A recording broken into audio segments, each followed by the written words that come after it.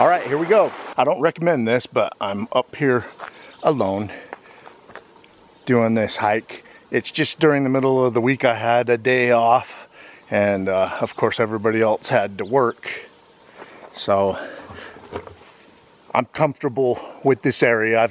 I know there's mountain lion here, and I've captured a black bear on camera back here and saw the tracks and everything, but it's not like Sasquatch Canyon. I'll never hike that one alone. But like Paul Freeman says, they only show themselves when you're alone. So, hey Bigfoot, show yourself, I'm alone. All right, I can't wait to get back there. It's about 3 more miles to those cameras. And if there's anything cool on them at all, you guys will get to see this, or see those at the end of the video. Keep on watching. I'm gonna keep on squatching. This is a section I particularly like to keep my eyes open, especially in the thick brush on that mountainside behind this grove of trees. On several occasions hiking back here, we have heard an animal paralleling us through this section. I have not heard that today as of yet. I don't know if it's a bear, a mountain lion, or the elusive Squatch. But they parallel us, and usually, like deer or elk, they go away from you, or they stand still. Still in the section where we've been paralleled, and up here on this mountainside, we've even heard stomps. And I know a moose will stomp in aggression or when it's nervous. Bigfoot's also known for stomping. Not saying it was a Bigfoot, we didn't see what it was, but I kind of like to zoom in on up there. Because, you know, I think more often than not, the Bigfoot will just observe you from the cover of the brush and shadows and just observe you. So these sections of interest, it's nice to zoom in. And then when I get on a big PC at home, I can have a better look.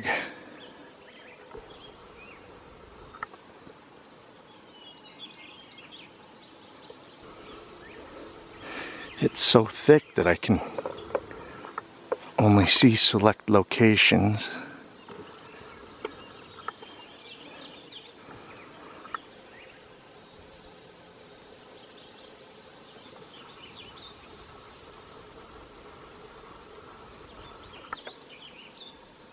Good enough. I did not see anyone parked on the road today. Heading on up in here. No four-wheelers, no vehicles, so I'm assuming I'm the only person back here today. I see or hear anything, it's not gonna be a person. Stuff's just so thick. And the mountainside or the hillside, depending on where you're from. Where I'm from, a lot of people call this a hillside, but you get back east and people will call that a mountain. But it's just so thick. That's all right. They probably got to get in a little bit of clearing to see me too. I'm hoping for that mutual observation, me observing it, observing me. That would be great.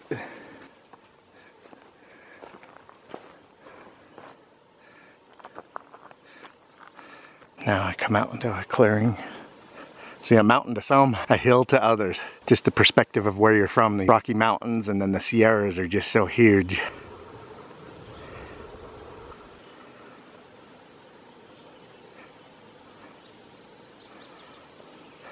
Animals like to bed down in the shade of trees, so I always like to look at the base. I mean, a deer or an elk, why not a Bigfoot? That looks like a nice place to take a daytime nap. One animal I'm on the lookout particularly for are moose. I have filmed moose here before, and then a couple of years ago, Robert and I come up on a couple of bull moose fighting. And the moose is the most dangerous animal in North America. You get a cow moose with a calf, she can get pretty angry, and then bull moose are unpredictable, especially during the rut. And when they were fighting, that was during the rut. But they live here, and they're more dangerous than the bear that I got on game camera.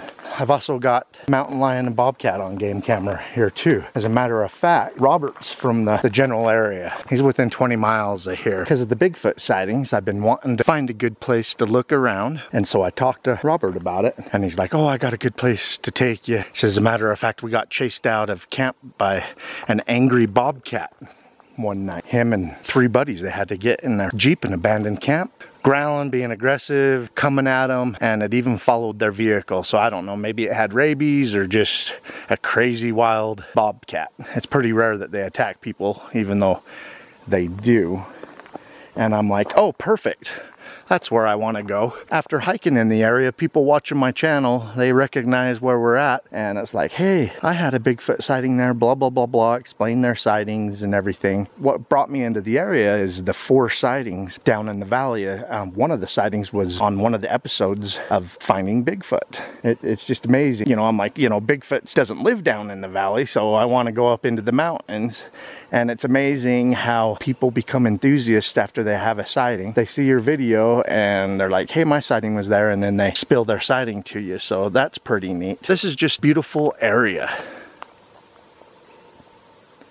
This is the icing on the cake. Nature, wildlife, the animals, looking for Bigfoot and researching the locations that these sightings happen. Here's a spot where a moose, is more than likely a moose, that dragged a hoof. Dragged it right across there. Heading the direction I am going. I can just tell by the drag mark that it kicked the dirt that way.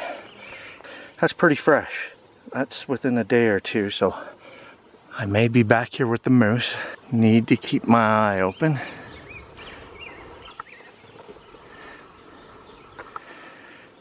And hopefully I'm back here with Mr. Squatch too. See that tree line right there?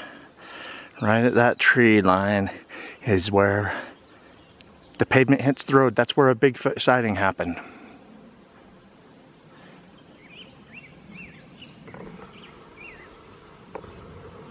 Found an eggshell. I don't know what type of a bird lays that type of an egg. But there's part of a shell. There's another shell smashed open. Skunks and raccoons and other animals will raid nests. Have no idea where the nest is at, but you would think a bear or a Bigfoot would like the same type of resources. An animal's been digging here. Must have found something interesting. I know badgers, bears, wolverines like to dig for stuff. Maybe Bigfoot does too. And then this is really strange. Bears and badgers and different kinds of animals will tear the bark off of trees to get at the grubs and other things underneath. You can see where insects had lived under this. Okay, that's normal. What's not normal is for them to tear the bark off and stack it neatly under the tree. Now this is only a couple dozen yards from where Robert and I documented some really nice Bigfoot tracks this last year. So makes me wonder, did Bigfoot tear the bark off this tree and stack the pieces of bark nicely? Just speculation, of course. Bigfoot sighting right here, and then we've also found the tracks of the creature here too. Pretty good game trail, a fresh one. I don't know if you guys can see it through the camera, but the vegetation has just been recently smashed down here. And look, there's a snap. Something likes this trail so well that snapped that. So yeah, I'm on high alert, hoping it's a good old Squatch gives me a selfie. Alright, following the fresh animal trail. I hear something moving back here. I also smell mint. Yeah, there's some mint leaves back here, and they've been crushed to give off that smell. So vegetation that was smashed down was just recent. Something way back there in the thicket.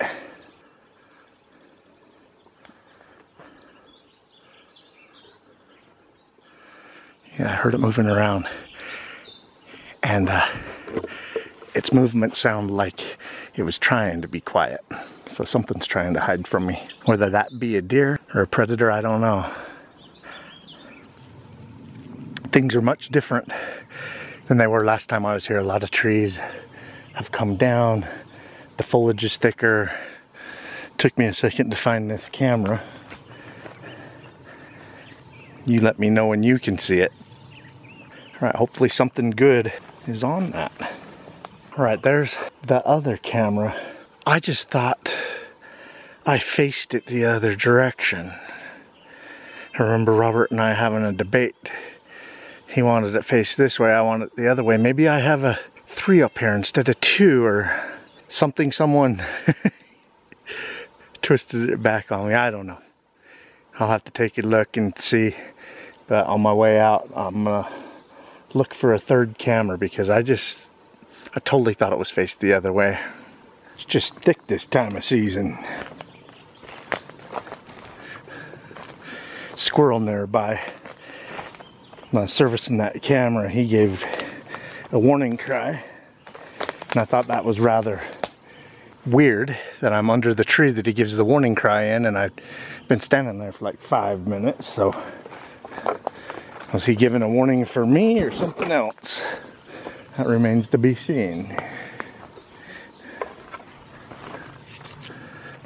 I am gonna look around for a 3rd camera. I thought I only had 2 back here, but the first camera I remembered exactly where it was at. The other one was in a different orientation, so I just better cover all base and make sure I didn't leave a 3rd one back here. I could not locate a 3rd camera. Perhaps Robert won that debate and I set the camera up in the orientation that he suggested. Just a beautiful area. It took me a little while to find both of those cameras because everything looks so different after a winter time here, and the foliage is just thick right now. All right, last time I was Bigfooting here, helicopter flew over. Not saying anyone knows I'm here or looking for me or looking for Bigfoot, but this is a remote area and there isn't any airports around. So it's just weird when these low-flying helicopters come over. I know different television shows make a big deal out of stuff like that, so thought I'd point that out. Sorry I couldn't get the camera on the copter. I'm in thick foliage right now, so if they're looking for me, looking for Bigfoot, having a hard time spotting me in this foliage. It's all downhill now, baby. I've got those serviced. So much nicer hiking downhill than uphill. So I will continue to look for Bigfoot activity on the way out of here. There was a lot of smashed down vegetation from animal trails back where the cameras were. Be interesting to see what's on them. You know, sometimes the sun and the wind will trigger the cameras, but I had over 400 photos on one, over 400 videos on another. So hopefully there's a good percentage of animals, and of course I'm always looking for that home run, looking for that selfie of Bigfoot. I hope you guys enjoyed. If I see anything of interest on the way out of here, I'll put it at the end of this video. Keep on watching. I'm gonna keep on squatching. There's a lot of marks up that way. I don't know if it was the big animal that's been leaving me. There's something up there that marbles. Anything that comes into this thicket will set it off, even right here. That camera's got a 65-foot range.